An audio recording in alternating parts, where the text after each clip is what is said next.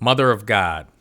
This is a title given to Mary that causes some Protestants in particular, some discomfort when they hear it. And I can certainly understand that because when I was a Protestant, when I heard the term Mother of God for Mary, that caused some discomfort for me too. So in this video, what we're going to do is take a look at the title Mother of God. And hopefully when we're done, you will all understand it better. And hopefully you will feel more comfortable referring to Mary as the Mother of God as well. So first of all, the title Mother of God basically boils down to a simple syllogism. Mary is the mother of Jesus. Jesus is God. Therefore, Mary is the mother of God. The title Mother of God for Mary does not mean that at one point there was no such thing as God and then Mary came along and gave birth to God and so now we have God. That's not what that means. It means that when God chose to become man, he chose to enter into this world through a woman, through a human vessel. That woman was Mary. And so when Mary gave birth to Jesus, she was giving birth to God. Therefore, definitionally, Mary is the mother of God.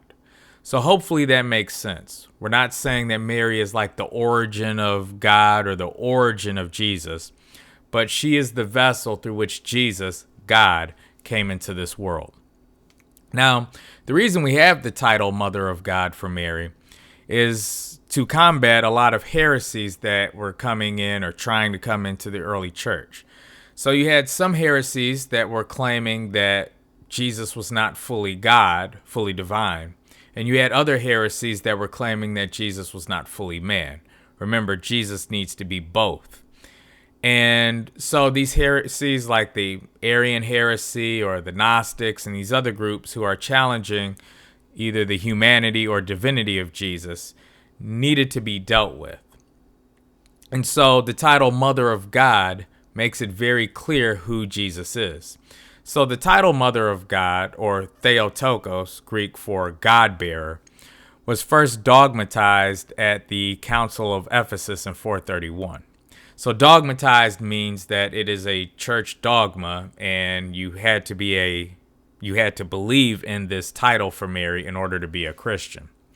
And this title is more about protecting the divinity of Jesus more so than it is exalting Mary to some higher status. It is recognizing that when Mary gave birth to Jesus, she gave birth to God because Jesus is God. Okay? So hopefully that makes sense what the title is actually saying.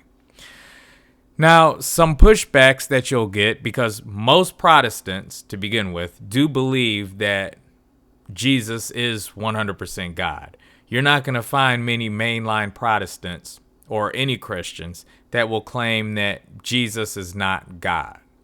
So, that being said, some of the pushbacks that you'll hear against the Mother of God title will come in the form of a few rebuttals.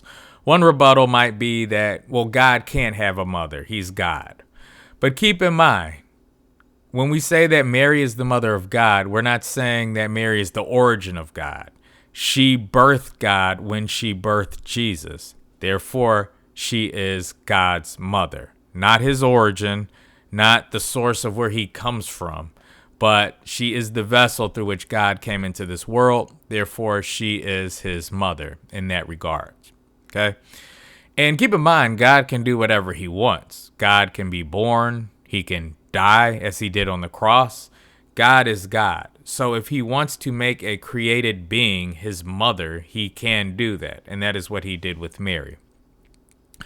Also, another rebuttal that you'll often hear is that, well, when Mary gave birth to Jesus, she only gave birth to his human side, not his divine or his God side.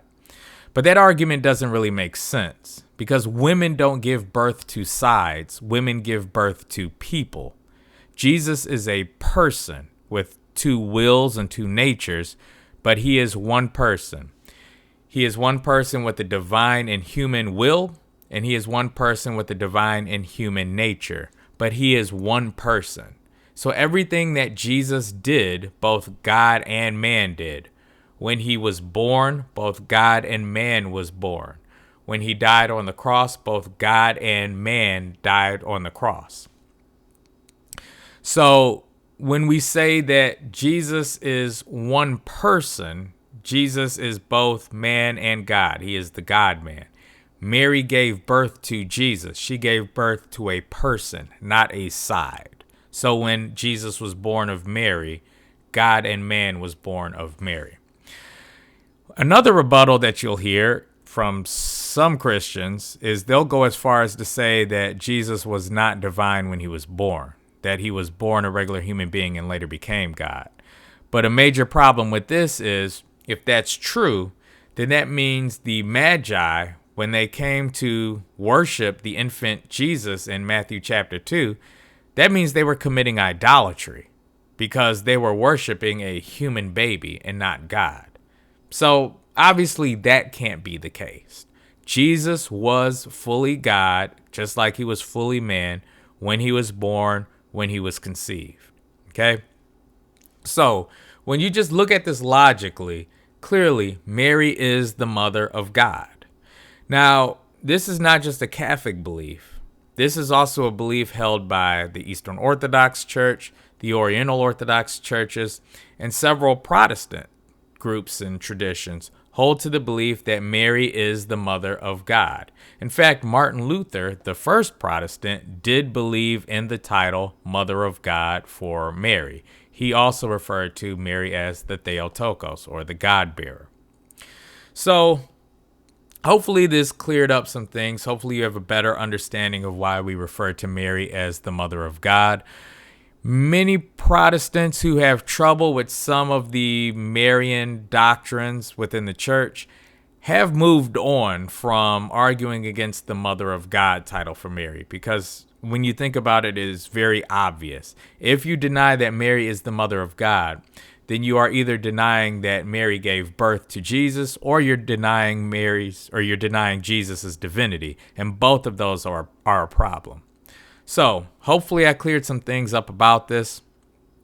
And hopefully you feel more comfortable referring to Mary as the Mother of God. So this is Ike Dawson. This is Unpacking the Faith. I will see you next time.